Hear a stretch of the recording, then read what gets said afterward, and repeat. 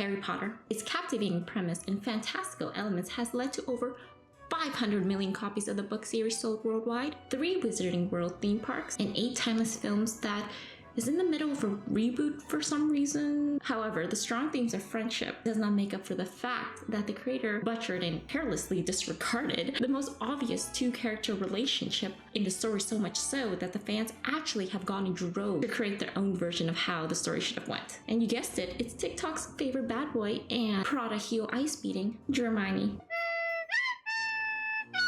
But first, what is a Dramione? Well, Dramione is the ship named for Draco and Hermione, you know, the 2 characters from every millennial's favorite book series. Before we dive in right away to exactly why everyone is a Dramione shipper, I need to explain the other part of the video title, the importance of 2020 in this equation. So let me set the scene. You're sitting in bed in the middle of the night wanting to reward yourself for turning in your assignment 2 weeks late, because what's the point anymore when the world is on fire and can explode in any second? So you decide to open your laptop and find some nostalgic content or something that can get your mind off of reality.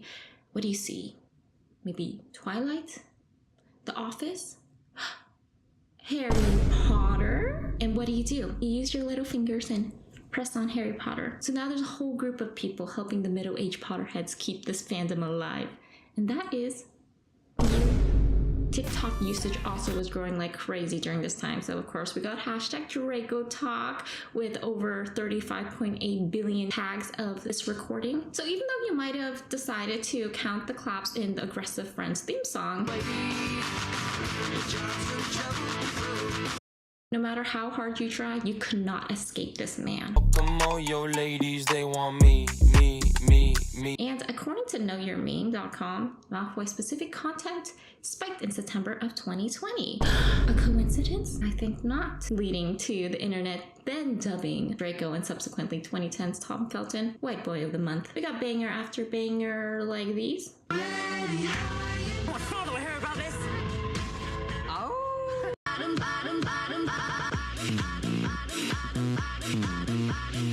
I'm a snag.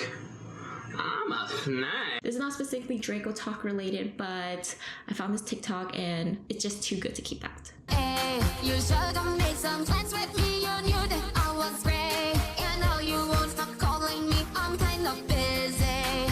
Stop calling, I don't wanna think anymore. I let my head and my heart on the dance floor. Stop calling, I don't wanna talk anymore. I let my head and my heart on the dance floor.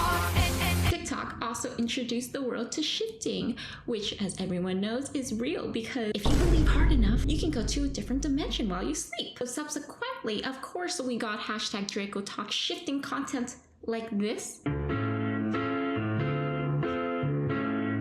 And this. Oh my God, I cannot believe it. That is shocking and devastating. And this.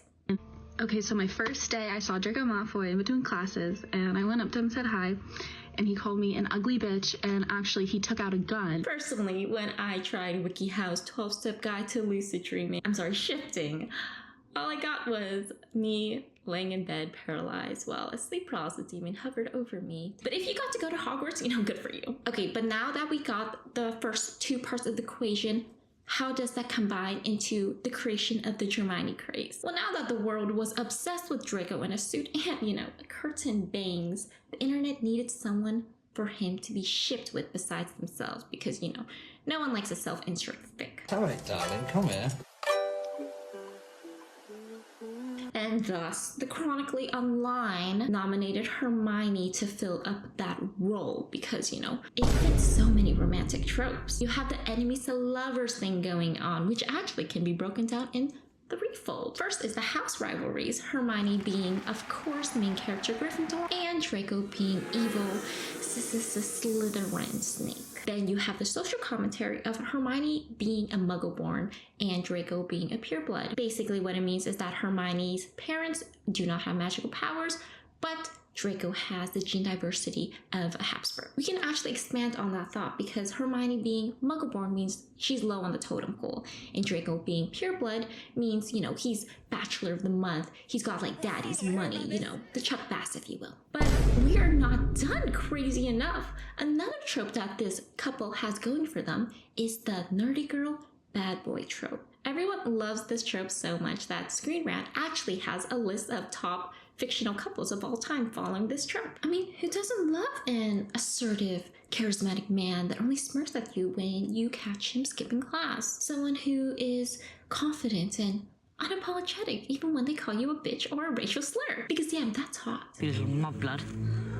But finally, why else did everyone love this goddamn ship so much that it has been consistently ranked on AO's 3 top couple lists for 10 plus years? The answer is because the actors who play Draco and Hermione. Can you guess who is the biggest Hermione shipper in the world right now? Take a wild guess. Well, if you said Tom Felton, you'd be right. First, we have the famous Emma Watson having a crush on Tom Felton clip here. Between sort of the ages of 10 and 12, I had a really terrible crush on Tom Felton. But you know why? Because girls love a bad guy.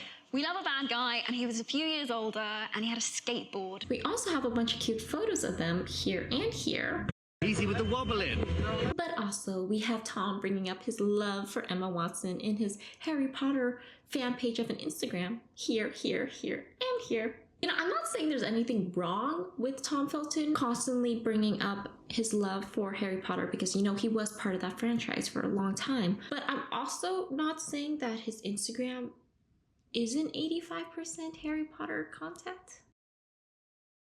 But now that we have the context of why Dramione peaked in 2020, well, what happens after that? Well, fans were devouring all the existing Dramione fanfics out there. That actually led to a bunch of new fanfiction being added to our favorite sites, you know, like AO3 Archive of Our Own, fanfic.net, and Wattpad. You know, the same Wattpad that hosted the Pulitzer-winning Stuck on an Island with Josh Hutcherson.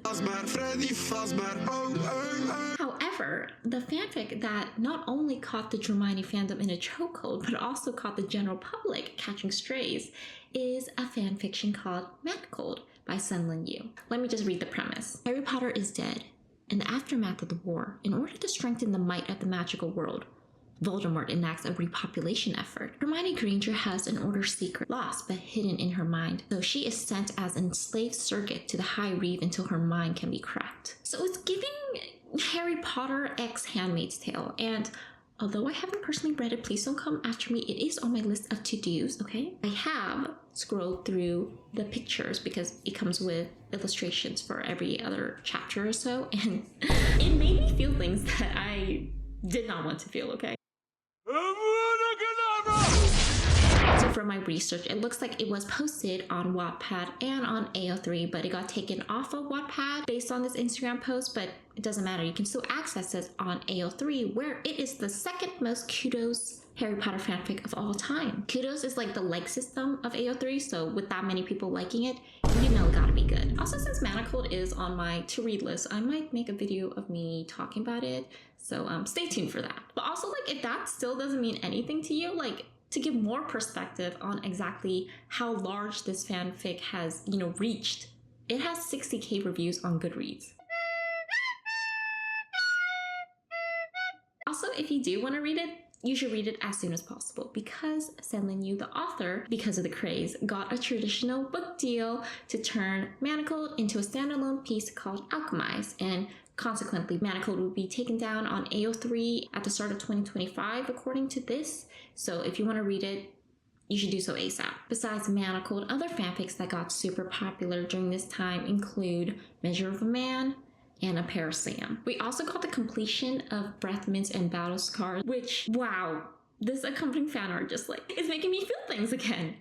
And this is actually a great time capsule of today's fan art because if you were a Potterhead before 2010s, like, you're gonna get flashbacks looking at this. On the fanfiction.net side of things, we also got the completion of Isolation, which before 2020 had been already going on for 10 years, so it being finally completed during its peak that's actually like very fortuitous. But during those 10 years, the author actually wrote 284,050 words, which is longer than the length of the first 3 Harry Potter novels combined. So there's a lot of content in there. I actually did finish reading this fanfic, and my favorite part of the novel was when Draco realizes that bigotry is wrong by reading Martin Luther King Jr.'s memoir. Because damn, someone should have thought to give the big V that book on how not to be a wizard racist, because, you know, 2 wars could have been stopped that way. But seriously, I love your work, Vex Jen, and please update Dark Water and Dying Eyebrights. I've been waiting 3 years. Thank you. But with all of that said, what is the future of the Dramione fandom gonna look like now, knowing the author of the original source material is doing stuff like this? Well, fear not, because we still have our die-hard Dramione fans keeping this boat